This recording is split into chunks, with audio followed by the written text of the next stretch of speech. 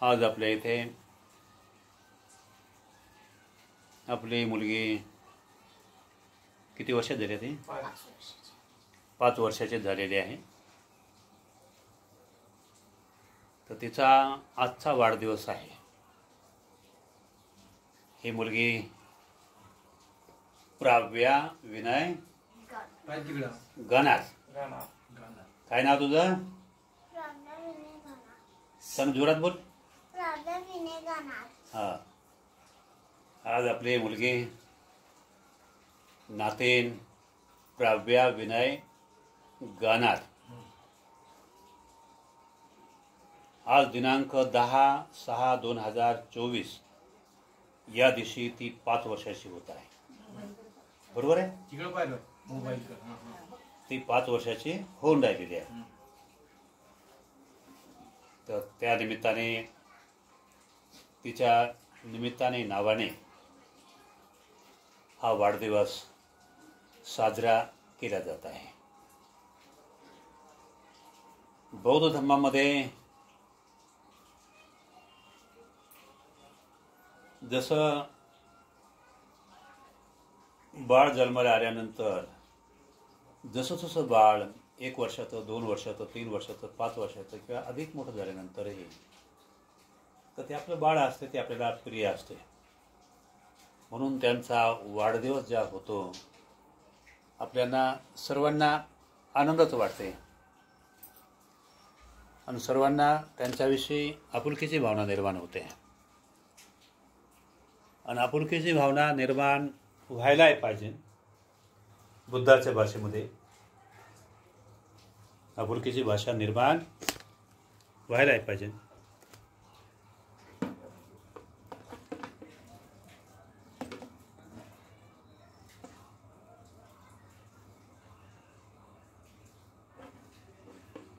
आपुलकीची भावना निर्माण व्हायला पाहिजे आणि होत असते.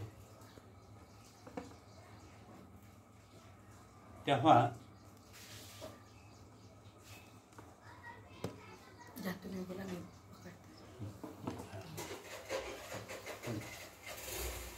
आपुलकीची भावना निर्माण हे होतच असते. पण बुद्धाच्या भाषेमध्ये भगवान सम्यक संबोधनाने जी धम्माच्या भाषेमधून जे सौंदर्य निर्माण व्हायला पाहिजे ते फार मोठं महत्वाचं आहे. माता पितांना लेकरं होतात, आपुलकी वाटते. पण भगवान बुद्ध म्हणतात ही आसक्ती असते लेकराविषयी आपल्या मनामध्ये. मुलाची आसक्ती, मुलीची आसक्ती, आईबापाची आसक्ती, घराची आसक्ती, धनाची आसक्ती, सर्व आसक्ती. हे सर्व दुःखाचं कारण आहे. भगवान बुद्ध म्हणतात हे काय म्हणतात, हे सर्व दुःखाचं कारण आहे. त्यामध्ये सुख नाही, शांती नाही, त्यामध्ये समाधान नाही. म्हणून जे सौंदर्य पाहतो आपण त्यामध्ये एक निव्वळ दुःख आहे. पण भगवान बुद्धाने सौंदर्याची प्रशंसा केलेली आहे. भगवान सम्यक संबुद्धानेही सौंदर्याची प्रशंसा केलेली आहे. सौंदर्याला सर्वश्रेष्ठ मानलेलं आहे. पण भगवान बुद्धाने त्या कोणत्या सौंदर्याची प्रशंसा केलेली आहे तर ते समजून घेणे फार मोठं महत्वाचं आहे. कोणत्या सौंदर्याची भगवान बुद्धाने प्रशंसा केलेली आहे का ते सौंदर्य समजून घेणे फार मोठं महत्वाचं आहे. आणि तेच सौंदर्य जर स्वतःला आपल्याला निर्माण करता जर आलं तर आपल्यासारखं जगात कोणी सुखी राहू शकत नाही. आपल्यासारखं जगामध्ये कोणी सुखी राहू शकत नाही. म्हणून तर खऱ्या अर्थाने आपल्या अंतःकरणामध्ये कधी सौंदर्य स्थापित करता राहतात. बरोबर. म्हणून भगवान सम्यक संबुद्ध म्हणतात वाढदिवस करायचा आहे तर कशाचा वाढदिवस करायचा. यांचं लेकरू आहे म्हणून बरोबर आहे. तर भगवान बुद्धाच्या धम्मानुसार तो वाढदिवस करता आला पाहिजे. म्हणजे त्या लेकरावर संस्कार स्थापित करता आले पाहिजे, ते जडवता आले पाहिजे, ते पेरता आले पाहिजे. जर समजा ती कला जर हस्तगत झाली जर नाही मग काय होते, दुःख निर्माण होते, शांती राहत नाही. त्या लेकरांवर जे संस्कार व्हायला पाहिजे ते संस्कार न झाल्यामुळे, तर त्यामुळे भलते संस्कार ते लेकरं ग्रहण करत असल्यामुळे त्या लेकरापासून आपल्याला दुःख निर्माण होते. भविष्यामध्ये दुःख निर्माण होते ना, संस्कार नसल्यामुळे. आणि बुद्ध धम्म आणि संघाचे संस्कार जडल्यामुळे कधी लेकरू कधीच आपला अपमान नाही करू शकत. आता लहान आहे, छोटं, आपुलकी वाटते. मोठं झाल्यानंतर तर त्यांच्यावर असे तो आहे संस्कार जडल्यानंतर, आणि बिलकुल त्यांच्यावर विनयाचे संस्कार नाही, धम्माचे संस्कार नाही, कुठले संस्कार नाही, बहुत दुःख निर्माण होते. म्हणून ते संस्कार आले पाहिजेत, म्हणून ती आशा अपेक्षा आहे. आणि म्हणून बौद्ध राष्ट्रातील लोक परित्राण पाठ करतात, धम्माचा गौरव करतात, भिक्खू संघाचा गौरव करतात, बुद्धाचा गौरव करतात, 3 रत्नाचा गौरव करतात. हे संस्कार हे निर्माण करण्यासाठी किंमत चुकवावी लागते, हे आपोआप नाही होत निर्माण. जसं समजा दुकानात जातो, मार्केटमध्ये जातो, छोट्या मोठ्या कोणत्या वस्तू आपण विकत आणतो, त्याची किंमत चुकवतो ना आपण, तेव्हाच आपण त्या वस्तूंना हस्तांतरित करू शकतो ना. निसर्गाचा नेम आहे का नाही? बरोबर आहे का नाही? मग अशाच प्रकारचं समजा का 3 रत्नाचे जर संस्कार जर करायचे आपल्याला स्वतःमध्ये, तर सेवाभावी प्रवृत्तीतून ते हस्तांतरित करायला लागते. भिक्खू वर्ग जर म्हटलं तर त्यागी वर्ग झाला, शीलवान वर्ग झाला, विनयधारी वर्ग झाला, नाही का?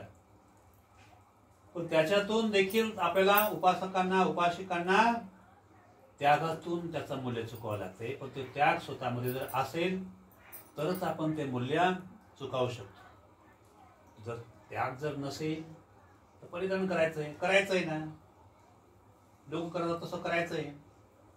पण त्याचं योग्य प्रकारचा विनय, योग्य प्रकारचा सन्मान, योग्य प्रकारचा धम्म, योग्य प्रकारचे कर्तव्य त्यांना जर समाजाला जर नाही, तर तेही आपले कुशल कर्म हस्तांतरित करू नाही शकत.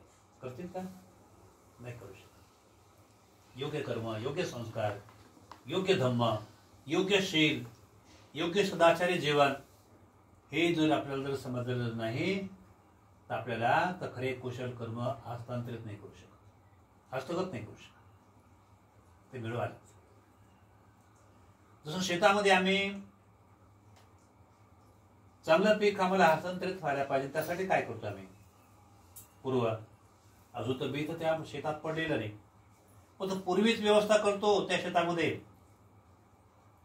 त्याला नांगरून काढतो, बोखरून काढतो, त्याच्यात काय कचरा असेल तर तो वेचवाच करून फेकून देतो.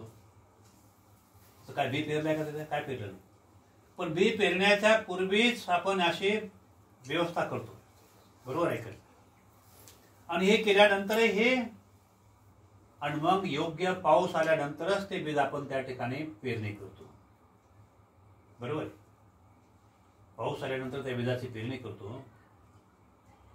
आणि जेव्हा समजा का ते लहान लहान पीक येते, तर तेव्हा लहान्या पिकावरती वाह्या तणाचा परिणाम होऊ नये, तर त्याला खुरपी मारतो आपण, जेणेकरून बालपणीच त्या वाह्या तणाला नष्ट करून टाकलं, तर त्यामुळे तणकट तर येणार, पण पहिल्या सुरुवातीपासून तणकट ते खुरपी मारत गेल्यामुळे तर जेवढं तणकट व्हायला पण तेवढं तणकट नाही होत. बरोबर आहे का नाही?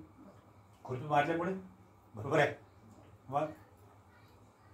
आणि त्यानंतर जेव्हा समजा का ते पीक जेव्हा थोडस जागेवर येते, त्याच्यात समजा का ते लोक काय पराठे वगैरे त्यामध्ये काय आहे, जांभूळावत मारतो म्हणत वगैरे, त्याच्यामध्ये समजा काहीतरी हे करतात ना, गोखर मारतात, टाकतात त्यामध्ये शेत वगैरे, म्हणजे अधिक तणकट जास्त होऊ नये.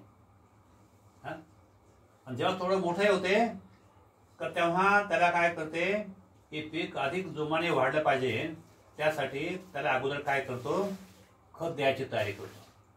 पण खत हे काय की नाही देतो, त्याला अगोदर पुन्हा काय करतो, पुन्हा निधन टाकतो पूर्ण, आणि मग खत देतो. असं प्रक्रिया काय करतो. कारण जे समजा का जे मारक तण आहे ते समजा आपल्यासाठी पोषक नाही, त्याला नष्ट करून टाकतो. मग ते खत दिल्यानंतर नेमकं त्याच पिकाला ते खत काय होते, वाढवल्या जाते, ते झपाट्यानं वाढवलं जातं, बरोबर आहे खरी. अशाच प्रकारे व्यक्ती मग जेव्हा समजा का त्याला तर समजा वाढल्यानंतर मग त्याचं समजा विषय त्याला फवारणी करतो, मग त्याला जोमाने चांगल्या प्रकारे त्याला भरपूर जसं फसल पाहिजे अशा प्रकारे फसल आपण हस्तांतरित करतो. फार मोठ्या मूल्याला पैशाला प्राप्त होतो. आणि फार मोठे पैसे त्याला जर आले भरपूर, मग तो त्याचा चित्त प्रसन्न होते, तो खुश होते, त्याचं मनाचं समाधान होते. कारण तरी क्रमवारी त्याने समजा बिलकुल चुकला नाही तो बरोबर, आणि म्हणून त्याच्या चित्ताने त्यालाच प्रभावित करून टाकला. आहे का? बरोबर आहे का नाही? त्याच्या चित्ताद्वारे तो प्रभावित झाला. पण याने जर समजा अगोदर समजा काशी चित्ताद्वारे समजा कर्तव्याचे समजा जडणघडण कर्तव्य दक्ष न झाला, त्याने म्हटलं असतं काय होते, लोक काय करतो, देवाच्या हाती, ईश्वराच्या हाती, त्याला द्यायचा असेल देईन, त्याला द्यायचा असेल तर देईन. त्याने धड बरोबर चांगला वर्षाचा खोल नांगरणी केली नाही, वखरणी केली नाही, वेचवाचा केली नाही, आणि धरलं कचऱ्यामध्ये फेकून दिलं तसं बिगो. त्याला द्यायचा तो दे, आम्ही काय करत नाही शकतो. होईल का काय? त्याला काय होईल का बरोबर चांगला लाभ होईल का त्याला? म्हणून लाभ होते कर्तव्य दक्ष व्यक्तीला, नाही का? कारण भगवान बुद्धाचं धम्म देखील विज्ञानावर आधारलेलं आहे. जसं हे पीक आपल्याला विज्ञानाच्या माध्यमातून समजा आपण हस्तांतरित करतो, हे अशाच प्रकारे लेकरांवर देखील संस्कार जर घडवायचे, हे असं बुद्धाच्या विनयानुसार हे घडावं लागते. ईश्वर आधारित जर आपण जीवन जगू लागलो, देवाला जसं ठेवायचं तसं ठेवेन, जसं जगवायचं जगवेन, तसं मारायचं तसं मारेल, असं जर म्हटलं म्हणजे त्याच्या समजा बेपर्वा केल्यामुळे त्यांचे समजा चांगल्या संस्कारापासून ते तुटल्या जातात, आणि चांगले संस्कार ते हस्तगत करू शकत नाही. म्हणून भगवान बुद्धाचा धम्मच मुळामध्ये विज्ञानावर अवलंबून आहे. म्हणून बौद्ध भिक्खूंना बोलावले जाते, बौद्ध भिक्खूंना भोजनदान दिले जाते, बौद्ध भिक्षूंच्या हस्ते परित्राण पाठ केले जाते, आणि परित्राण संपल्यानंतर बौद्ध भिक्खूंना जे जे आवश्यक वस्तू आहे त्या आवश्यक वस्तूंचं दान दिलं जातं कुशल बराने. हे देखील प्रेरणे आहे. ज्या बौद्ध भिक्षूंना जर समजा कोणत्या कार्यानिमित्त आपण ज्या बोलावतो त्यांना, तर त्यासाठी त्यांना ज्या ज्या आवश्यक वस्तू हे त्यांचं जीवन म्हणजे दान आधारित आहे, तर तेव्हा त्यांना दान देत असताना तो त्याच्या मनामध्ये श्रद्धाभाव निर्माण करतो. विकार राग द्वेष निर्माण नाही करत. राग द्वेष जर निर्माण जर केला तर राग पेरला त्याने, या पुण्य संस्काराच्या निमित्ताने त्याने काय पेरला? राग पेरला. मग त्याला फसल कोणती? रागाची. द्वेष पेरला, द्वेषाची फसरी. मोह पेरला, अहंकार पेरला, गर्विष्ठ भाव पेरला, विकार पेरले, तर त्या विकाराची फसल त्या ठिकाणी हस्तांतरित होईल.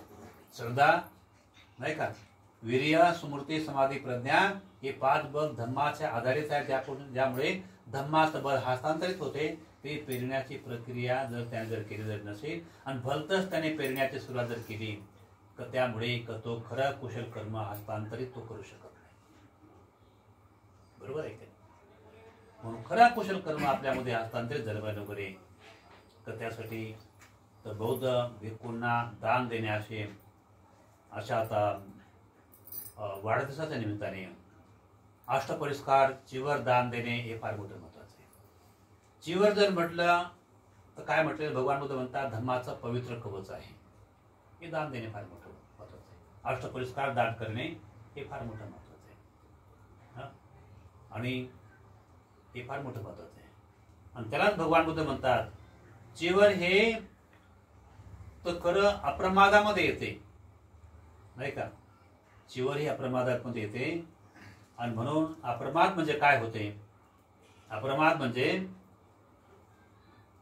नैतिक कर्माच्या आधाराने, पारमिताच्या आधाराने जे विकसित झालेले आहे त्याला अप्रमाद म्हटले. प्रमाद म्हणजे ते नैतिक मार्गातून, निर्वाण मार्गातून, श्रोतापन्न सकृतगामी आहरंत या मार्गातून विकसित झालेलं नाही, तर ते केवळ कुकर्मातून, दुराचारातून निर्माण झालेले, अकुशल कर्मातून विकसित झालेले आहे, त्याला प्रमादी कर्म म्हटलेले आहे. जे दुसऱ्यांवरती उपकारी राहू शकत नाही त्याला प्रमादी म्हटलं भगवान बुद्धांनी. अप्रमादी जर म्हटलं तर सर्वांसाठी उपकारी कर्म आहे, तर ते कोणतं कर्म आहे? अप्रमादी.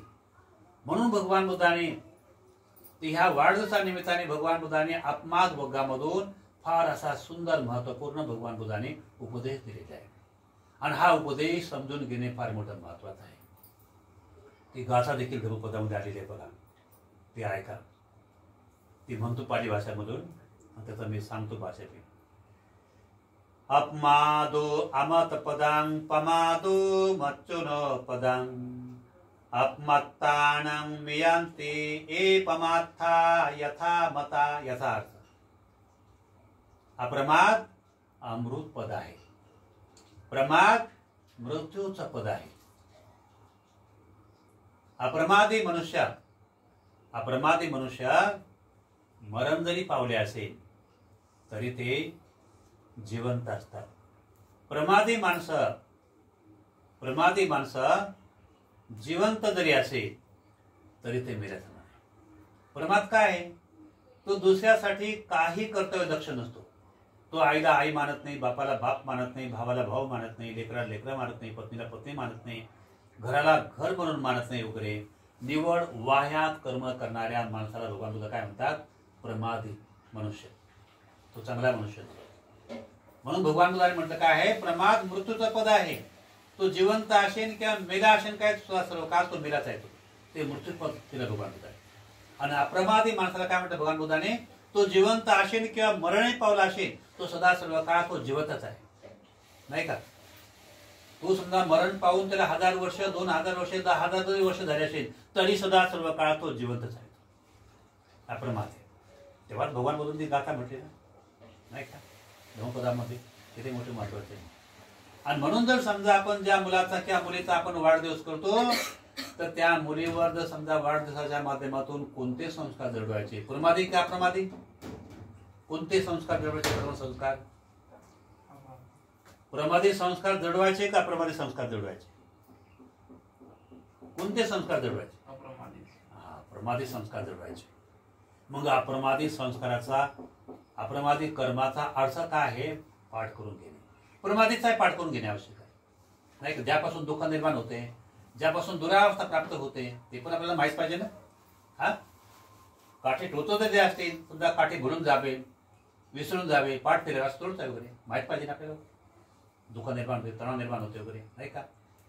अशा प्रकारे भगवान बुद्ध म्हणतात ज्याच्यापासून दुःख निर्माण होते हा मार्ग त्यागला पाहिजे. ज्याच्यापासून सुख व शांतीची प्राप्ती होते तो मार्ग स्वीकारला पाहिजे. तो कोणता मार्ग स्वीकारायचा? अप्रमादी मार्ग स्वीकारायचा. प्रमादी मार्ग त्यागायचा असते. हा मग प्रमादी मार्ग त्यागायचा तर काय करायचं? भगवान बुद्धाने सांगितलेला काय करायचं? पहिल्या सूट जी समजा शील आहे त्या शिलाचं पालन करायचं. हा जर समजदार झाली, नाही का? जर समजा नासमजदारीपण आहे, बालपण आहे, छोटंपण आहे, मग त्या बाल मनावर समजा विनयाचे संस्कार झाले पाहिजे. विनयाचे संस्कार म्हणजे पायरीचे संस्कार शिकवले पाहिजे. कोणते पायरीचे संस्कार? हा ती समजा का आमची आजी आहे, ही आमचे आजोबा आहे, हा तर त्यांचं कसं आपला आदर सन्मान करायचा हे शिकवायला पाहिजे लोकांनी, नाही का? आणि हे होते तुझे आजा आजोबा होते म्हणून आमचा जन्म झाला आणि म्हणून आम्ही तुझे आईबाप म्हणून तर आहो आम्ही हजर म्हणून मेन खोडते आहे. हा असे समजा उपकाराचे संस्कार द्यावा लागेल ना. हा हे आजा आजी होते म्हणून आमचा जन्म झाला बेटा, म्हणून तुझे आईबाप आम्ही आहोत, हे संस्कार जड लागेल का नाही? बरोबर. आणि त्यानंतर समजा का जेव्हा ते लेकरं मोठं होते, हा मग समजा जरी आमचा जन्म जर आमच्या आई वडिलांपासून जन्म झाला पण बेटा अजून आमच्या आईबापापेक्षा हे मोठे आईबाप आहे मोठे. ते कोण आहे? भगवान बुद्ध, बाबासाहेब आंबेडकर, भिक्खू संघ, महान आहे. त्यांच्यापासून समजा का त्यापेक्षा उच्च संस्कार ते आईबापाचे आईबाप आहे, ते मोठे आहेत, ते शिजोगरे, नाही का? आणि म्हणून हे फार मोठं महान पूजनीय आहे. तर हे संस्कार देखील शिकवायला लागेल, नाही का? विनय शिकवायला लागेल. लहान कोण मोठं कोण हे पायरी शिकवायला पाहिजे. हा ह्याला म्हणतात विनयाचा भाग, नाही का? आदर सन्मानात शिकवणे वगैरे.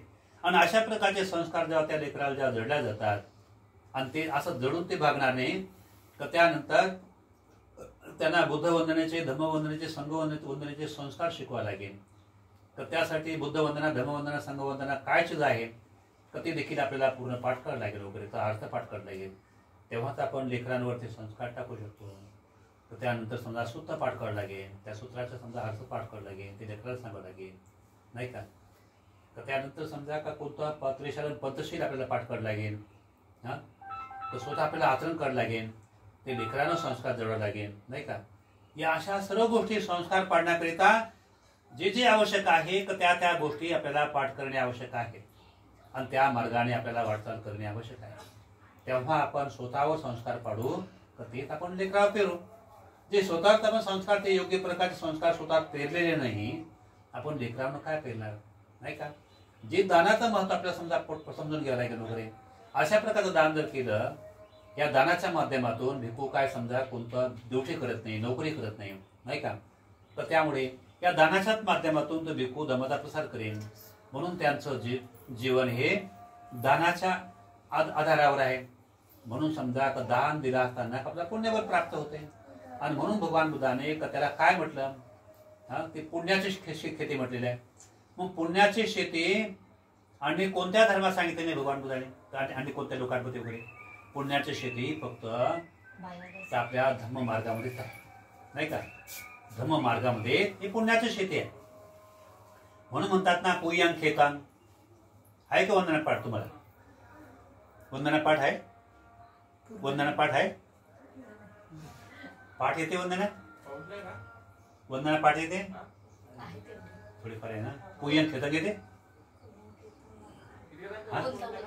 आहे ना.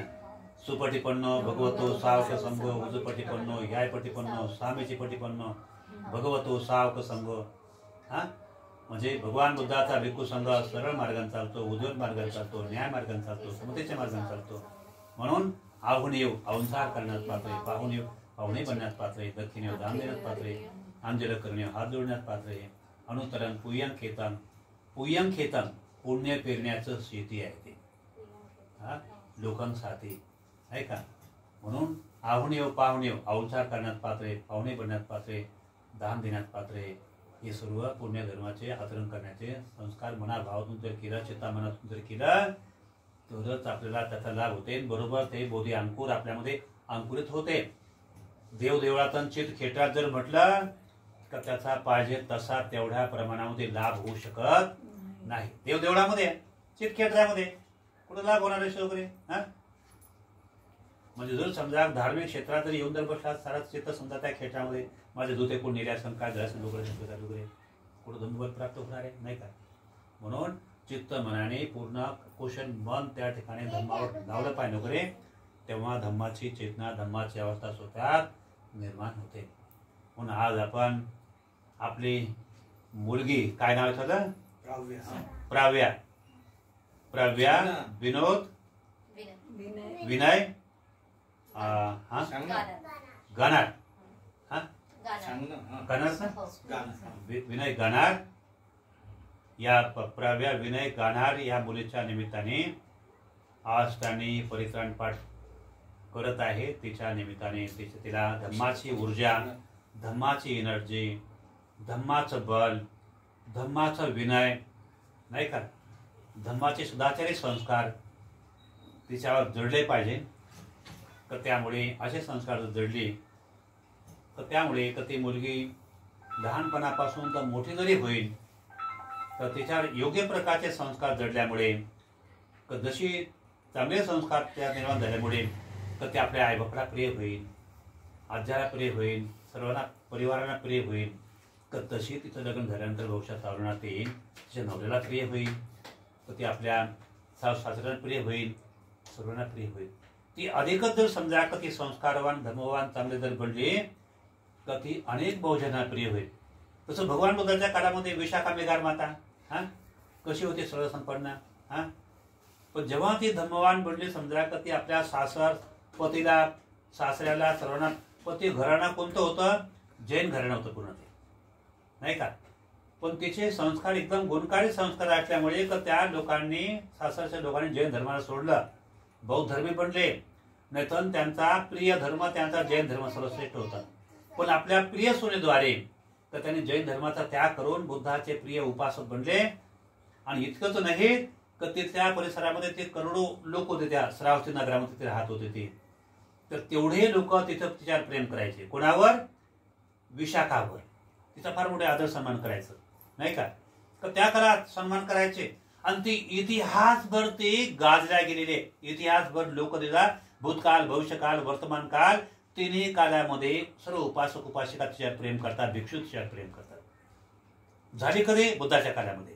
पण आजही त्या विशाखावर फार मोठा गौरव करतात, आदर करतात. कोणी ज्याने समजा विशाखा मेघार माताचा अभ्यास करतात, किती गौरवाची भावना निर्माण होते. ती विशाखा काशीत होते का? रूपाने सुंदर होते, गुणाने सुंदर होते, सर्व गोष्टी सुंदर होते आणि धनाने पण ते खूप श्रीमंत होते, नाही का? त्या काळामध्ये एक नवरत्नाचा हार म्हणजे 9 करोडचा हार बुद्ध विहारामध्ये विसरून आले होते आणि म्हणून समजा कधी म्हणे का भिक्खू संघाला दान दिलं म्हणे. किती मोठ्या मनाचे होते ते विशाखा. हा, मग जेव्हा समजा भिक्खू संघ आणि बुद्ध स्वीकार करण्यासाठी तयार नव्हते तर तेव्हा त्या हाराची किंमत होती 9 करोड रुपये, पण तिनं 57 करोड रुपयाचं विहार बनवून भिक्खू संघाला दान दिलं होतं. किती मोठ्या मनाचे होते विशाखा. किती मोठं विशाल मन होतं त्यादिवशी, नाही का? म्हणून असे जे चांगल्या पवित्र मनाचे जे लोक असतात, कुशल संस्काराचे लोक राहतात, ते धनाला किंमत देत नाही शेतूवरती, ते गुणाला किंमत देतात, कुशल धम्माला किंमत देतात. कारण धम्मामुळे समजा मनुष्य कीर्तिमान होतो. तिनं धनाला किंमत दिली जर असते तर ती इतिहासभर तिचं नाव गाजत नसतं. हा, आज 2500 वर्षापूर्वी भगवान बुद्धाच्या काळात ते होऊन गेले आणि आजही तिचं नाव गाजत आहे. अनाथ पिंडे 2500 वर्षापूर्वी होऊन गेले, पण त्यांचंही नाव गाजत आहे. आमच्यासारखे लोक ऐकते, हा, आसक्तीमध्ये ऐकत एवढे शेत वगैरे. हा, आज काय काय लोकांना 2-2, 3-3, 4-4 लाख रुपये पगार असताना, बाबासाहेबांमुळे एवढे मोठे वाढले असताना, बाबासाहेब आंबेडकर म्हणतात हा धम्म मोठा महत्वाचा आहे, हा धम्म नष्ट झाला नाही पाहिजे, तो धम्म वाढला पाहिजे आणि म्हणून तर कमीत कमी तुम्ही तुमच्या रोजच्या कमाईतून 20वा हिस्सा धम्मासाठी दान देत राहा. पण लोकांची आसक्ती किती मोठी भयंकर आहे. एवढे मोठे करोडो अरबपती पडलेले आहे, पण धम्माकडे बिलकुल त्या लोकांनी पाठ फिरवलेले वगैरे, नाही का? धम्माकडे बिलकुल पाठ फिरवले वगैरे. एवढी त्यांची मोठी विशाल अवस्था असताना धम्मासाठी समजा बिलकुल पाठ फिरवतात आणि बिलकुल समजा एखाद्या भिक्खूला भीक म्हणून देतात वगैरे, दान म्हणून देत नाही वगैरे, चांगलं मोठं म्हण नाही. हा, त्यांची चांगली मोठी आवडवी अवस्था असून आणि अशी अवस्था आहे म्हणून आज आमचे समजा विहार चमकत नाही चांगल्या प्रकारे. हा, आमचे समजा चांगले पुढारी नेता चांगले मोठे नाही होते शेत वगैरे. का अशी अवस्था वगैरे? त्यासाठी भगवान बुद्ध म्हणतात मन चांगलं लागतं. हा, त्यानंतर हिंदू हा शब्द विदेशी शब्द आहे, पार्शियन भाषेचा शब्द आहे. हा आमचा देशी शब्द नाही, विदेशी शब्द आहे. पण त्या लोकांचे मन चांगले, त्यागपूर्ण धर्मासाठी कार्य करतात म्हणून तो 1 नंबर धर्म आलेला आहे, नाही का? आणि त्यांच्यातून समजा पंतप्रधान, राष्ट्रपती लोक बनतात आणि तेच लोक सामोर वाढत आहेत. आम्ही लोक का वाढत नाही वगैरे? तर बौद्ध धर्म जगाच्या पाठीवर फार 1 नंबरचं धर्म आहे, पण तू 1 नंबरवर का येत नाही वगैरे? आमचं मनाने दलिंद्र लोक आम्ही वगैरे, मनाने दलिंद्र असल्यामुळे समजा धम्माकडे बिलकुल नाही वगैरे. हा धम्मच निघून गेला होता तर त्यामुळेच आमच्या तोंडामध्ये थुकायला मडकं होतं, थुंके थुकायला, आणि पाठीला बोरीचे काढे लागले होते का? पाऊल कोणा आमच्या बुजावर. कशामुळे? आमची अवस्था भयंकर आहे ना, मकडींसारखी अवस्था ना. एवढे मोठे लोभाच्या, द्वेषाच्या, मोहाच्या अधीन होऊन झालेले आम्ही लोक वगैरे, एवढे अज्ञानी लोक आहेत. धर्मनच माझे लोक, नासमजपणा, बचपणाच आमच्यामध्ये वगैरे, म्हणून मकडींसारखी अवस्था. म्हणून मकडीन ज्याप्रमाणे पाहिलं माकडीन, तुम्ही माकडीनला, मकडीन जे असते, मकडीन ती फार मोठी कलाकार असते, बुद्धिमान असते, बहुत कलाकार असते, बुद्धिमान असते. तिच्यासारखं जाळं कोणीच नाही बनवू शकत. पण ती अहंकारी असते फार मोठी, नाही का? अहंकारी असते. तर ती असे हातपाय हलवून, 4ही हातपाय असे हलवते असे करते वगैरे. तर पाहता पाहता आपल्या गुडघ्यापर्यंत स्वतःला गुंतवून टाकते वगैरे. ती पाहते, माझ्यासारखं जाळं कोणी विणते का? कमरापर्यंत आणते, पाहता पाहता गळ्यापर्यंत आणते आणि पाहणं पुन्हा विणणं ते सोडत नाही. तिला माहित नाही माझा मृत्यू जवळ आला वगैरे, तिला बिलकुल होश नाही, बेहोशामध्ये, आणि पूर्ण डोक्यापर्यंत नेते. मग तिला श्वास घेता येत नाही, श्वास कोंडून दम कोंडून मरून जाते ती वगैरे. ही माकडीन गत आपली अवस्था आहे, माकडींसारखी अवस्था. म्हणून बाबासाहेब आंबेडकरांमुळे समजा हा समाज एवढा, बाबासाहेब आंबेडकर जन्माला येण्यापूर्वी समाजाची एवढी मोठी भयंकर अवस्था होती तर आम्ही चांगलं जगू शकत नव्हतो. म्हणून ते बाबासाहेब आंबेडकर म्हणतात तुमची अवस्था काय आहे? यापूर्वी तुम्ही धम्माला हीन मानलं, नीच मानलं, त्यांना सदा आदर सन्मान नाही केला, धम्माचा गौरव नाही केला, म्हणून तुम्हाला हे दिवस आले. आणि आता इथून पुढे जर समजा की तुमची गुलामीचं बंधन तुमच्या बेडीमध्ये पडणार नाही, म्हणून हा धम्म टिकला पाहिजे. जसं देवा तेलाच्याच माध्यमातून तो जळतो आणि प्रकाश देतो. आणि जर समजा त्या दिव्याला जर तेल जर भेटलं नाही, तो दिवा विझून जातो. अशाच प्रकारे ह्या धम्मज्योतीचं प्रकाश तर हे दान आहे. हे भिक्खूंना जिवंत राहण्यासाठी, भिक्खूंना धर्मप्रचारासाठी या छोट्या मोठ्या वस्तू मिळाल्या पाहिजे, भिक्खूंना चिवर मिळाल्या पाहिजे, ज्या ज्या आवश्यक वस्तू आहे त्या भेटल्या पाहिजे. पण जर समजा त्या भिक्खूंना जर समजा दान देण्यासाठी जर समजा काय वेळ मिळाला नाही, वेळ काढला नाही, तर त्यामुळे भिक्खू कमजोर होतील आणि मृत्युमुखी पडतील. त्यामुळे लोक भिक्षू भयभीत होतील आणि कोणी भिक्षू बनणार नाही. आणि येणाऱ्या काळामध्ये भिक्षू बनतील, पण मात्र अज्ञानी भिक्षू बनतील, विद्वान लोक भिक्षू बनणार नाही. आणि त्यामुळे येणेवाला काल माफ करू शकणार नाही का. म्हणून भिक्खू बनणे किंवा भिक्षू बनवणे, समजा का भिक्षू बनवण्यासाठी देखील समजा का तो भिक्षू हा समाजाचा घटक आहे. हा भिक्खूंना बायका नाही राहत. हा भिक्षूला बायका राहतात का? हा भिक्षूला पोरही राहत नाही. हा म्हणून समजा का भिक्षूची उत्पत्ती कोणापासून होते? समाजामधून होते. भिक्षूची उत्पत्ती कोणाच्या माध्यमातून होते? समाजाच्या माध्यमातून. समाजाच्या माध्यमातून म्हणजे लोक त्या मुलांना जन्म देतात. लोक त्या मुलांना जन्म देतात, त्या मुलींना जन्म देतात. आणि मग त्या मुलाच्या मनामध्ये कधी कधी भावना त्याग निर्माण होते, मला भिक्खू बनायचंय, नाही किंवा साधू बनायचंय किंवा काय करायचं वगैरे. तर पूर्वजन्माचं पुण्यकर्म आहे. तर भगवान बुद्ध म्हणतात भिक्खूचा हा एक समुदाय हे त्यागी समुदाय आहे. तो माता पितांच्याच माध्यमातून जन्माला येतो, पण त्यागाचा समूह आहे. आणि म्हणून तो त्यागाचा समूह तो भिक्खू बनतो. आणि भिक्खू बनल्यानंतर समजा तर त्या भिक्खूला कोणी वाढवू शकत नाही वगैरे. जसं बुद्धाच्या काळामध्ये राष्ट्रपालाचा इतिहास आहे. राष्ट्रपालाचं पूर्वीचं गाव थुलकोठीत हे गाव होतं. त्याला 7 बायका होत्या. राष्ट्रपालला फार श्रीमंत होता आणि फार सुंदर होता, रूपवान होता. एकदा काय झालं, राष्ट्रपालला एवढं मोठं धनसंपत्ती असताना त्याला वैराग्य निर्माण झालं, त्याग निर्माण झाला. तर त्याग निर्माण झाल्यामुळे तो असाच उठला, हे सर्व दुःख आहे, हे सर्व दुःख आहे, आणि असाच म्हणून समजा तो निघून गेला. तर असाच निघून गेला असताना समजा कसा त्या ठिकाणी एक भगवान बुद्ध होते. आणि त्याला भगवान बुद्धाचं प्रवचन त्याने ऐकलं. तर बुद्धाचं प्रवचन ऐकून तो प्रभावित झाला. मग त्याला असं वाटलं या संपत्तीमध्ये काही पडलेलं नाही, आता मला भिक्खू बनायला पाहिजे. भगवान मला दीक्षा द्या, भिक्खू बनवा. त्या भगवान बुद्धाचा नियम होता, ज्याला मातापिताची परवानगीने त्याला भिक्षू बनता येत नव्हतं, तर तू तुझ्या मातापिताची परवानगी घेऊन ये, तेव्हा तुला भिक्खू बनाव. बस बेटा खाली बस, बस खाली बस. हा मग तेव्हा समजा की मी माझ्या मातापितांची परवानगी घेऊन ये, पण मला भिक्खू बनायचं नाही. त्याने सांगितलं मला बायका पुरे 7 बायका आहे, धन तोलेस, मी फार श्रीमंत आहे, पण तुला मातापिताची परवानगी असल्याशिवाय भिक्षू बनता येणार. तो त्याग बघा किती मोठा असतो. तो गेला मातापितांकडे. तर आपल्या मातापितांना म्हणतो मला कोणत्या आयतेत भिक्खू बनायचंय, मला तुम्ही परवानगी द्या. तर त्या थुलकोटीमध्ये त्या राष्ट्रपालचे मातापिता काय म्हणतात, बाळ आम्ही तुला मेल्यानंतरही परवानगी देऊ शकत नाही, तर जिवंतपणे तुला कसं परवानगी देणार, कारण तू आमचा एकुलता एकच संतान आहे म्हणे. आणि आपल्या घरी धनाची कमी नाही, आपण फार श्रीमंत आहोत म्हणे का, इथंच राहा आणि दान धर्म कर, पुण्यकर्म कर, पण मात्र हे आपलं घर सोडून जाऊ नको. तो म्हणते का नाही मला भिक्खू बनायचं, मला परवानगी द्या. 8 दिवसपर्यंत त्याने अन्न खाल्लं नाही. तो म्हणते की मला जर तुम्ही जर माता परवानगी जर दिली तरच मी अन्न पाणी खाईन, नाही मी अन्न पाणी खाणार नाही.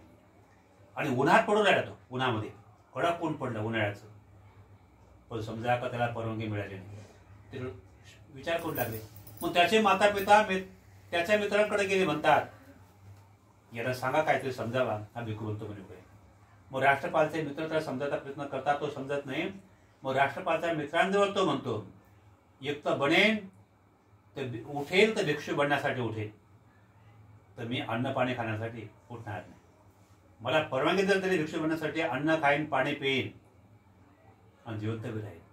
जर मला परवानगी जरी मिळाली नाही, अन्न खाणार नाही, पाणी पिणार नाही, याच ठिकाणी मरेल, पण मात्र तर मी मात्र उठणार नाही. मग त्याच्या मित्रांनी त्याच्या आईवडिलांना समजावून सांगितलं, तो राष्ट्रपाल असा म्हणतोय, आणि राष्ट्रपाल पक्का जिद्दी आहे, तर त्यामुळे का त्याला तुम्ही परवानगी दिली तर नाही तो मरणार पण उठणार नाही, तर तो बिलकुल आपल्या संकल्पावर ठाम आहे. मग त्याला परवानगी देऊन टाका तुम्ही, हाच सर्वात उत्तम आहे. आणि त्याला भिक्षू बनण्याची परवानगी देऊन टाका. आणि जर त्याला भिक्षू जीवन त्याला आवडलं नाही, दुसरं तो काय करणार आहे, तुमच्याच घरी येणार आहे. हा, म्हणून समजा त्याचं ऐकून त्याला परवानगी दिली आणि मग तो गेला आणि तो भिक्षू बनला. भिक्षू बनल्यानंतर राष्ट्रपालमध्ये त्यागपूर्ण जीवन होतं. त्यागपूर्ण जीवन असल्यामुळे समजा तो त्यागपूर्ण धर्माचं जेव्हा तो आचरण करू लागला तर तो अनंत पद त्याने प्राप्त करून टाकला. तेच त्याचा पराठा गेला, बदलला गेला. त्याचं तेच तसं नव्हतं तेवढं. आणि म्हणून राष्ट्रपालने आपल्या भगवान बुद्धाला म्हटलं, तुम्ही माझ्या, मग त्याला समजा त्याच्या माता पिताने म्हटलं होतं, मग तुला भिक्षू बनण्याची परवानगी देतो, पण तू भेटण्यासाठी आला पाहिजे म्हणे का. तो म्हणते हो म्हणते, येईल म्हणते. मग त्याला ते वचन पूर्ण पालन करायचं राहते. मग तेव्हा समजा तो जातो त्यांना भेटायसाठी, भिक्षापात्र घेऊन जातो. मग आता भिक्षापात्र मुंडन केलेलं असतं आणि त्यामुळे का तो एकदम समजा चारित्र्यानं त्यागपूर्ण जीवन जगल्यामुळे त्याचं तेच वेगळं बनलं होतं. तर तेव्हा राष्ट्रपालच्यात त्याच्याच माता पितांच्या घरी तो राष्ट्रपाल गेला भिक्षापात्र घेऊन चारिका. आता चारिका करण्यासाठी गेला असताना तर त्याच्या बापाने त्याला काय ओळखलं नाही राष्ट्रपालला, आणि त्याला शिव्या देणं सुरू केलं. या शिरमुंड्या ह्या शिरमुंड्याच्या याने म्हणे का माझ्या मुलाला, एकुलते एक मुलाला भिक्षू बनवून टाकलं म्हणे का, आणि त्याला शिव्या दिला. त्याने त्या राष्ट्रपालला ओळखलं नाही. हा, याच शिरमुंड्याने म्हणे का माझ्या एकुलते एक मुलाला भिक्षू बनवून टाकलं, त्याला खूप शिव्या दिल्या. तर त्यामुळे राष्ट्रपाल तिथून निघून गेला. आता तिथून निघून गेला असताना राष्ट्रपालचा वाडा फार मोठा राहतो, घर फार मोठं राहते. तर त्यांची दाशी राहते, दाशी. तर तो आदल्या दिवसाचा शिळा भात तर ती फेकायला चालली असते. राष्ट्रपालनं पाहिलं त्या दाशीला, ओळखले. तिला म्हणते का, ए भगिनी, हा भात जर समजा तू फेकून देण्यासाठी चाललेला असेल तर म्हणे का तो माझ्या भिक्षापात्रामध्ये टाकून दे म्हणते. तू म्हणते का माझ्या भिक्षापात्रात तू टाक म्हणते. मग तिने टाकलं. आता आवाजावरून त्या दाशीनं राष्ट्रपालला ओळखून टाकलं आणि त्याच्या हातावरती राष्ट्रपालच्या खुणा होत्या. ओळखलं, चेहराने ओळखला नाही का, पण हातावर खुणा होत्या, आवाज वगैरे लपत नसते. ओळखला तिने वगैरे. ती धावत धावत जाऊन आणि ते आपल्या मालकाला सांगू लागले, मालक म्हणे ज्यांना आपण शिव्या दिल्या ते दुसरं तिसरं कोणी असून ते राष्ट्रपाल आहे म्हणे, ते आपल्या घरी भिक्षा करण्यासाठी आलते म्हणे. ते म्हणे हा काय म्हणते गोष्ट, काय गोष्ट करते म्हणते का, माझा राष्ट्रपाल आला. तर तो आपला धोत्रा असं वर करत करत करत धावत धावत गेला. दाढीत करत होता तो, त्याचा बाप वगैरे दाढीत करत होता. तो धावत धावत गेला आणि मग तो राष्ट्रपाल एका कोणत्यामध्ये तो शिळा भात खाऊन राहिला होता. तर शिळा भात खाता असताना, अरे बाळ तू म्हणे का शिळा भात खात आहे, तो आपल्या घरी चालला. तर तेव्हा राष्ट्रपाल म्हणते, ग्रस्ता मी तुझ्या घरी आलो होतो, तू मला शिव्या दिल्या आणि म्हणून निघून गेलो. बाळ म्हणे तुला ओळखलं असतं मी तुला कशा शिव्या दिल्या असतात. चाल बेटा आपल्या घरी चाल, आपल्या घरी जेवण कर. नाही ग्रस्ता, आम्ही बौद्ध भिक्षू बनलो, आता आम्हाला घरदार कुठले आलं, आम्हाला घरादाराचा आता काय प्रश्न नाही येतात म्हणे का. तरी भोजनासाठी चाल. नाही म्हणे आजचं माझं भोजनदान झालेलं आहे म्हणे का. ठीक आहे बाळ म्हणे, उद्याचं माझं भोजनदान स्वीकार म्हणे. ठीक आहे म्हणे, उद्याला मी भोजनासाठी येईल, उद्याला मी भोजनासाठी येईल. आणि म्हणून तो भोजनासाठी दुसऱ्या दिवशी राष्ट्रपाल भोजनासाठी येणार होता. तर तेव्हा राष्ट्रपालचे माता पिता फार श्रीमंत असतात. त्याने काय केलं, सोन्याच्या मोठ्या मोठ्या दगडी दागदागिने एवढा मोठा गंज करून दिला आणि त्याला सुंदर मस्त गालीचे कपडे त्यामध्ये टाकले होते. आणि त्याच्या 7 बायका राहतात राण्या, आणि त्यांना सुंदर मस्त मेकअप करायला लावलं. त्याच्या राष्ट्रपालच्या बायकांना सुंदर मस्त मेकअप करायला लावलं, तर जेणेकरून समजा हा आकर्षित होऊन जाईल नाही का.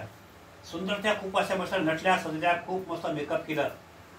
आणि राष्ट्रपाल आला. आणि राष्ट्रपाल आल्यानंतर तर त्याला ते समजा पूर्ण दाग दागिने ते असं तर उघडते.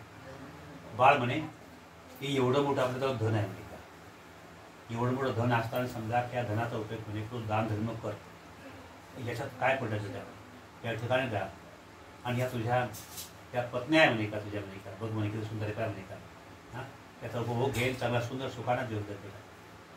मग तेव्हा राष्ट्रपाल म्हणते ग्रस्ता, ही जी धन संपत्ती आहे याद्वारे तुला बहुत मोठा मानसिक ताप होईल, याद्वारे तुला फार मोठा मानसिक ताप होईल. या एवढा धनाच्या लगडे उचल आणि नदीमध्ये समुद्रामध्ये बुडावून टाक म्हणे, नदीमध्ये समुद्रामध्ये बुडावून टाक, जेणेकरून तुला काही ताप होणार नाही म्हणे, नाही का. आणि मग काय झालं, मग त्या पत्न्या असतात त्या पटकन आल्या का त्या आपल्या त्याच्या पायावर पडल्या. धनी म्हणे का तुम्हाला म्हणजे का ज्या पत्न्या आम्ही एवढं मोठं मेकअप केला असताना तुमच्यावर समजा काय असर होत नाही, तर तुम्ही कोणत्या अप्सराकडे पाहून तुम्ही हे ब्रह्मचर्याचं पालन करता आणि त्यांच्या जवळ गेल्या म्हणे का. तेव्हा राष्ट्रपाल म्हणतो का भगिनीनं, मी कोणत्या सुंदर अप्सराकडे पाहून भिक्षू बनलो नाही, आणि आम्हाला भगिनी म्हटलं म्हणून तेवढ्या स्त्रिया 7 स्त्रिया मूर्छित आहेत. म्हणजे अरे आम्हाला भगिनी म्हटलं तर त्या मग राष्ट्रपाल म्हणते ग्रस्ता, आम्हाला भोजन दान द्यायचं असेल तर दे, त्याचा उगाच आम्हाला त्रास देऊ नको म्हणते. बाळ भोजन तयार आहे. मग ते भोजन वाढलं आणि भोजन वाढल्यानंतर आणि मग राष्ट्रपाल निघून गेले त्याचं, नाही का. राष्ट्रपाल तिथून निघून गेले. मग राष्ट्रपाल तिथून निघून गेल्यानंतर तर तेव्हा मग त्याचे आई वडील भगवान बुद्धाकडे गेले. त्यांना म्हणतात अशा प्रकारे वगैरे हा म्हणजे कामता हा ग्रस्ती बनला बऱ्याच प्रकार. तर मग तेव्हा राष्ट्रपाल हा भिक्षू झाला होता. तर त्यानंतर हे धम्माचं सुंदर असं प्रवचन दिल्यानंतर तेव्हा त्यांच्यात जे अज्ञान असते ते अज्ञान झटकले जाते आणि ते त्यांना थोडंसं फ्रेश वाटते. ते धम्माचं सदाचाराने नैतिक आचरण करतात. मग त्यांना आपल्या मुलांनी समजा गृहत्याग केला, घरादाराचा त्याग केला, काय वाईट नाही केलं, आणि त्यामुळे आमचा मुलगा चांगला सुंदर गुणाचा होता, सुंदर विचाराचा होता, आणि म्हणून या भिक्खू संघामध्ये ज्ञानीवान लोक निर्माण होतील, सुखी बनतील, असं त्याच्या वडिलांना समाधान वाटलं, नाही का. जसं समजा का भिक्खू जसं बौद्ध धर्माचा प्रसार करण्याकरिता भिक्खूंना सुंदर चिवर दान देणे फार मोठं महत्त्वाचं आहे, सुंदर असं परिष्कार देणे महत्त्वाचं असते. तर अशाच प्रकारे धर्माचा प्रसार करण्यासाठी एक सुंदर मुलं देखील दान देणे, सुंदर मुली देखील दान देणे फार मोठं महत्त्वाचं आहे. ज्यांचे विचार चांगले, ज्यांचे आचार चांगले, जो दिलं धर्माचा प्रसार झपाट्यानं वाढेल. आता बुद्धाच्या काळामध्ये लोकांची सर्वच मानसिकता चांगली होती, म्हणून धर्म 1 नंबरमध्ये होता, बौद्ध धर्म, नाही का. पण आजच्या काळामध्ये लोकांची मानसिक अवस्था डामाडोल आहे. हां जर समजा तर पूर्वीच्या काळामध्ये अनेक अशा सुंदर सुंदर वस्तू दान देत होते, सुंदर सुंदर मुली दान देत होते धम्मकार्यामध्ये, म्हणजे सुंदर प्रकारामध्ये धम्माचा प्रसार चांगला होत होता, नाही का. आजच्या काळात जर समजा एखाद्या कोणत्या बौद्ध भिक्खूंना जर समजा परिधान जर करायचं, जर समजा का ते लोक परिधान जर करतात, भिक्खूलाच द्यायचंय ना, भिक्खूच खाणार आहे ना, मग ते फळं समजा कसं सडले सोडले काही फळं आणतील. हां भिक्खूला कोणत्या वस्तू द्यायच्या आहे ना, ते साबण आणतील, मग ते समजा एकदम सर्वात छोटी लहान वस्तू वगैरे अशा आणतील वगैरे. कोणता कपडा आणायचा आहे, एकदम सर्वात खराब कपडा तो दान देतील वगैरे. अशा प्रकारची मानसिकता, सुंदर मानसिकता होईल का धर्माचा प्रसार होईल का. आणि मुलाचं दान द्यायचा भिक्षू बनण्यासाठी वगैरे, तर सुंदर मुलगा नाही, जो मुलगा चांगला मार्क घेतो, जी मुलगी चांगली मार्क घेते तो नाही देतो. तर जी मुलगी चांगली मार्क घेत नाही आणि जो समजा साऱ्याच ठिकाणी बदनाम झालेला आहे, आता अशा मुलाला याला भिकू भरून टाका, हिला भिकोनी भरून टाका वगैरे. 1 नंबर धर्म येईल का, येईल की 1 नंबर धर्म. हा ज्या मुलाचं रेकॉर्ड पूर्ण एकदम खराब झालेलं आहे पूर्ण वगैरे, याला भिकू भरून टाका. हा कसा भिक्षू राहिलो नोकरी. आणि मग समजा तर आमच्या समाजामध्ये अशाच प्रकारच्या लोकांची मानसिकता आहे. बरं हे काय लोकांची मानसिकता आहे, पण काय लोक ते बी नाही करू शकत. नाही बाबा माझ्या लाडाचा मुलगा आहे, मुलगी आहे, मी नाही भिकू बनवत, कशाला बघायला खावं लागत. पण भगवान बुद्धाच्या काळामध्ये असे खूप श्रद्धा संपन्न लोक होते. इतकंच नाही, राजाशोक सम्राट ज्या बौद्ध बनला, बौद्ध धर्माचा प्रसार करण्यासाठी समजा एवढा मोठा राजा होता, बुद्धिमान योद्धा राजा होता. का त्याला म्हटलं गेलं त्याने एवढं मोठं झालं पूर्ण राज्य त्यांनी बौद्ध धर्माच्या प्रसारासाठी दान देऊन टाकला होता, खाली काहीच ठेवलं नव्हतं. मग तेव्हा त्यांचे गुरु राहतात मोगले शिष्य, त्यांना विचारलं म्हणते माझ्यासारखा दानशूर राजा कोणी झाला का, आणि माझं दान झालं कडे मोठं मान. त्या मोगले शिष्य गुरु म्हणतात महाराज तुमचं दान अजून परिपूर्ण झालेलं नाही. मग तुमचं दान परिपूर्ण झालं पण त्यासाठी काय करायला लागेल महाराज, तुम्हाला धम्मदायक बनायला लागेल. धम्मदायक जर बनले तुम्ही धम्मदायक, तेव्हा तुमचं दान सर्वात मोठं बनेल. मग धम्मदायक बनण्यासाठी काय करायला लागेल, तुम्हाला तुमच्या मुला मुलीचं दान द्यावं लागेल, तेव्हा तुम्ही धम्मदायक बनवू शकेल. ते भिक्खू बनण्यासाठी तर मी माझ्या मनात देऊ शकणार नाही, माझ्या मुलाची मी परवानगी देतो. मग राजाचा सर्वच लोक आदर करायचे, मुला मुली सर्व, म्हणून त्याला प्रियदर्शी सम्राट म्हटले. मग तो आपल्या मुलाकडे मुलीकडे गेला म्हणतो बेटा का तुम्ही स्वतःला दान करू शकाल भिक्षू बनण्यासाठी. ते आपल्या वडिलांचा फार आदर करत राहतात. हो म्हणे आम्ही बनू शकतो, जवाई देखील चांगले राहतात. आणि मग ते समजा का आपल्याला ते भिक्षू बनून जातात. भिक्षू बनल्यानंतर ते सुंदर बनतात राजे. जसं राजाचे विचार सुंदर असतात त्याचे राजाचे मुलं देखील फार सुंदर असतात. ते सुंदर विचार झाले असल्यामुळे समजा का त्या सुंदर विचाराच्या म्हणजे राज्यापेक्षाही समजा का त्यांचं मुलं ज्या विदेशात गेले, समजा मित्रा आपल्या श्रीलंकामध्ये गेले, अधिक महेंद्र समजा आपल्या अनेक देशामध्ये गेला, जगामध्ये बौद्ध धर्माने फैलावून टाकला वगैरे. कशामुळे का त्याचे मुलं सुंदर मुलं होते आणि म्हणून त्या सुंदर मन धारी मुलांचं दानाचं महत्त्व लोकांना पडलं. म्हणून अनेक लोकांनी आपल्या सुंदर मुलांना भिक्खू बनण्यासाठी दान दिल्यामुळे तर त्यामुळे बौद्ध धर्म त्या काळात झपाट्यानं वाढला गेला, नाही काय. पुरा भारत देश बौद्धमय झाला होता त्या काळामध्ये. कशामुळे लोक सर्वच म्हणजे दान ते सुंदर करत होते. हा, फळ सुंदर, चिवर सुंदर, कपडा सुंदर, वस्तू सुंदर आणि फार मोठ्या जिव्हाळ्याने लोक धर्माकडे पाहत होते. मग तेव्हा समजा आपलं सर्व सुंदर राहील का बरोबर. हा, मग आपण हर गोष्टी सुंदर चांगला आदरपूर्ण युक्त भावनेने समजा धर्माकडे आपण पाहतोय वगैरे, तर त्यामुळे मग धर्माची सुंदरता वाढेल का, नाही वाढू शकणार ना. म्हणून ही धर्माची सुंदरता तर वाढवायची हे तर त्यासाठी अशा प्रकारची मानसिकता निर्माण ही करावी लागते. तर तेव्हा सुंदर शिलावर आधारित, सदाचारावर आधारित, नैतिक मार्गावर आधारित हा धम्म फार सुंदर होतो, नाही का. मग हा धम्म एवढा मोठा नैतिक आणि शिलावर, चारित्र्यावर, सदाचारावर परिपूर्ण एकदम सुंदर धम्म असताना लोक जर समजा का ते सदाचारी नैतिक मार्गाने समजा त्याला महत्व देत नाही शुद्ध करेल, मग नैतिक आधारित संस्कार वाढतील का, नाही वाढू शकणार. मग याला महत्व द्यावं लागेल, याला वाढवावं लागेल, त्याला उचित महत्व नाही दान द्यावं लागेल. हा, आता समजा आता आम्हाला त्या बुद्धाच्या काळामध्ये, त्या सम्राटाच्या काळामध्ये असं छोट्या मोठ्या कोणत्या वस्तूंची गरज भासली नाही. आता बघा मी बाल वयापासून बौद्ध भिक्खू बनतो, तर बुद्धाच्या काळामध्ये छोट्या मोठ्या ज्या ज्या भिक्षूला छोट्या मोठ्या कोणत्या वस्तूंची आवश्यकता आहे, गरज आहे, तर त्या वस्तू त्या लोकांना आपोआप मिळत होत्या वगैरे, देत होते. आणि आजच्या काळामध्ये ज्या भिक्खूंना समजा कधी समजा भिक्खू तेवढं लगोष्ट राहत नाही, नाही का, जी आवश्यक आहे का ती मिळवायचा प्रयत्न करतो. हा, पण आजच्या काळामध्ये नैतिकधारी लोक नसल्यामुळे तर त्यामुळे दानाचं प्रमाण कमी असल्यामुळे लोकांना भिकत मागावं लागतं. हा, आणि जर समजा दानवान लोक असतील ते बोटावर मोजा इतके लोक आहेत तर तेच आवडीवर दान देतात, थोडंफार भिकूंना फायदा होतो. पण बाकी अनैतिक लोक आहेत ते भिकत देतात, भिकून दान म्हणून देत नाही शोधून. हा, आणि म्हणून सांगा का ते भिकून समजा भिकत घालणारे लोक तर कशी सुखी होतील, लोक वगैरे सुखी होतील का, नाही सुखी होणार. मग आज समजा आम्ही बाल वयापासून बौद्ध भिक्खू बनतो, आज मी सायकलवाला भिक्खू होतो, म्हणून अनेक लोकांना मी माहिती आहे. बाल वयापासून म्हणजे 1985 पासून या भिक्खू जीवनामध्ये आलो, चिवरामध्ये मी आलो, तर तेव्हा अनेक ठिकाणी मी सायकलनं धर्माचा प्रसार केला. वर्ध्याला 3 तासात जावं मी सायकलनं, 1 तासामध्ये 3 तासांवर धर्माचा प्रसार करतो. हा, पण मात्र तर खूप कालपर्यंत त्या वेळा समजा मला थकवा पण यायचा नाही बिलकुल वगैरे, उत्साह वाढत आहे वगैरे, पण ते वय तसं राहते म्हणतं वगैरे. पण आता वाढतं वयामध्ये समजा तर सायकल चालू शकतो कमी, त्रास होईल, नाही का. आणि म्हणून समजा त्या काळामध्ये समजा अनेक लोक पेट्रोल वाहन मला दान देण्याची मानसिकता ठेवत होते, पण मला पेट्रोल वाहन काय येत नव्हतं, मी नाकारलं, मला नाही पाहिजे, मला पाहिजेच नाही बिलकुल वगैरे, असं त्या लोकांना म्हटलं.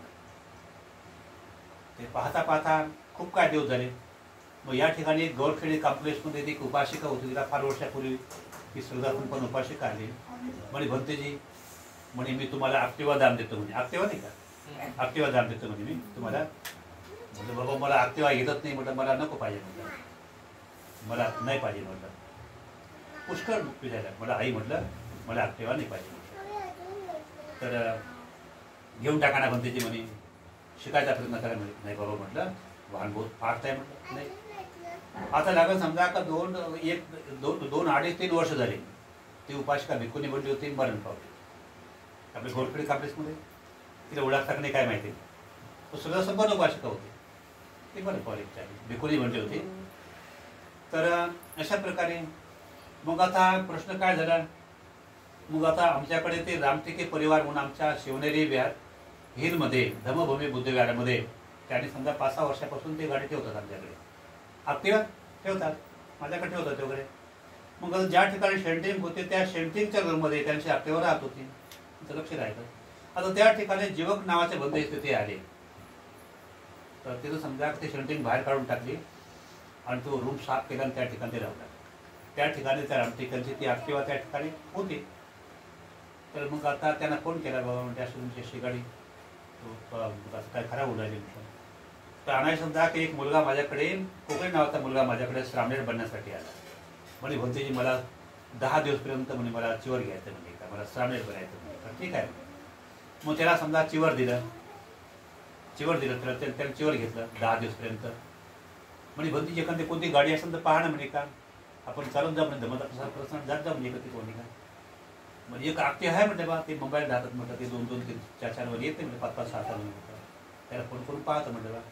मग त्याला सांगितलं म्हटलं का, म्हटलं तुमचं म्हटलं बघा म्हटलं ही ॲक्टिवा होते त्यामध्ये आता ते बाहेर काढून ठेवलेले आहे, कधी पाण्यानं खराब होत जाईल म्हटलं बा. आता माझे एक शिष्य म्हणजे 10 दिवसासाठी तर ते म्हणतात म्हटलं का ही ॲक्टिवा आमच्या स्वातंत्र्य केली आम्ही प्रसार करू बाबा. त्याच्याकडे लायसन आहे कोणी होते जी. मी त्याला विचारलं म्हणजे हो म्हणे आहे म्हणे का. मग त्याला व्हॉट्सअपच्या माध्यमातून पाठवून दिलं. मग त्याने समजा का चावी बनवून घ्यायला लावली, ती चावी बनवली आणि मग समजा का आम्ही मग ती ॲक्टिवा घेऊन समजा धर्मप्रसार करून टाकलं. तर ते 10 दिवस राहिले आणि त्याने चिवर सोडून निघून गेले. मग ती चावी माझ्याकडे आली. मग मी विचार करू लागलो, समजा आली म्हणजे चावी आपल्याकडे आहे, मग या ॲक्टिवाच्या माध्यमातून थोडंसं शिकायचा प्रयत्न करावा. तर मला ॲक्टिवा येत नव्हती. मग थोडंसं चावी कशी खोलायची, काय करायचं मला काय येत नव्हतं. चालू कसं करायचं काय कळत नव्हतं. मग थोडं समजा मला मग येऊन गेले आणि मग समजा का मग असं 10 फुटावर न्यायचो, मला भीती वाटायची. आणि एक दिवस समजा रोडवर काढली गाडी तर बरोबर राऊंड मारला पुन्हा, अरे मला आता येऊन राहिली म्हटलं. आणि मग समजा पक्का असा निश्चय केला तर म्हटलं आता वर्ध्यापर्यंत जाऊ. गेलो वर्ध्यापर्यंत धर्मप्रसार करतो, मस्त येऊन गेलो.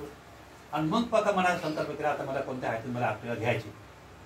मग ती ॲक्टिवाची किंमत पाहायला गेलो, 1,10,000 रुपये किंमत बनली का. अरे म्हणजे आपल्याला ॲक्टिवा घ्यायची. मग तर काय लोक जुनी पुराणे कशाला घ्यायची म्हटलं. हां ॲक्टिवा घ्यायची तर नवीनच घ्यायची शोरूमची म्हटलं का. आपण जरी कदाचित मेलो बी तर कोणत्या भिकूंना का बी म्हटलं ती अशा प्रकारे घ्यायचे म्हटलं. हां कारण भिकूची संपत्ती भिकुळात होते नाही का. तर म्हटलं ते अशी घ्यायची.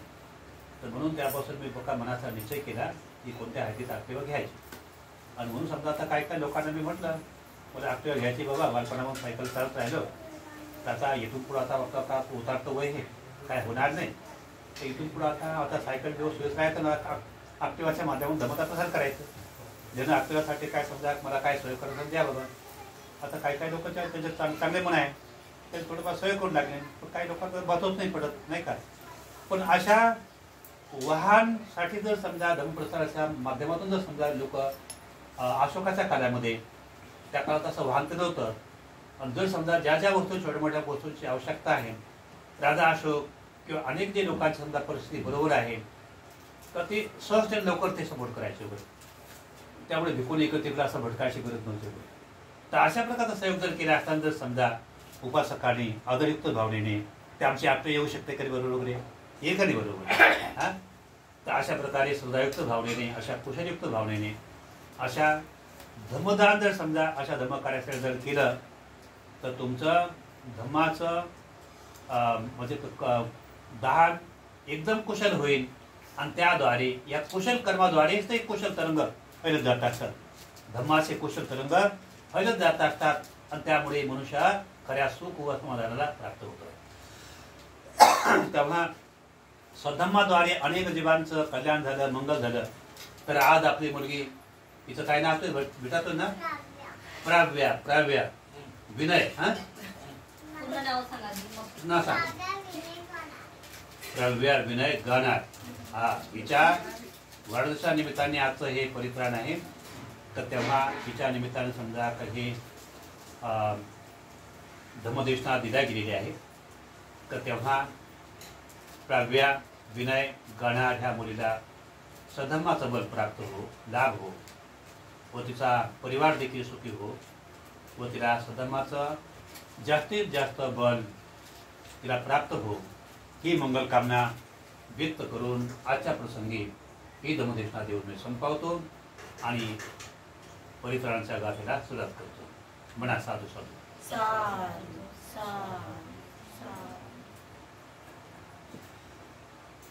समन्ता चक्रवारीषु अत्र गच्छन्तु देवता सधम्मां मुनिराजस सुनन्तु सगमुखदं धम्मश्रवणकालो अयं वदन्तां